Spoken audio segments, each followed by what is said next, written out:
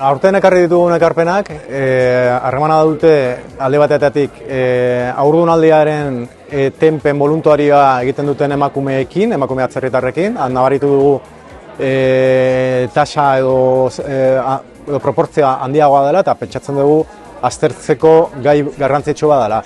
Bestalde, aseguramentu sanitarioarekin ikusia daukan asuntoetan, aurten 2024an, pasaran urtean, lehenengo aldiz osasun txartelak kadukatu egin dira. Pertsona etorkinentzako eta horrek arazoak ekarri ditu berrizteko. Alde batetatik izan ditugu sendiak egoera administratibo anitza dituzten sendien artean arazoak egon dira eta ondorio bezala ume asko osasun estaldura gabe gelditu dira. Eta aurrez ikusi zitekeen arazo hau, pentsatzen dugu oraindik ere garaiz gaudela, zergatik kaduzitate hauek urtero egongo dira eta pentsatzen dugu garaiz gabiltzala osasun sailarekin harremanetan gaudenez ekarpenak egiteko eta arazoa saihesteko.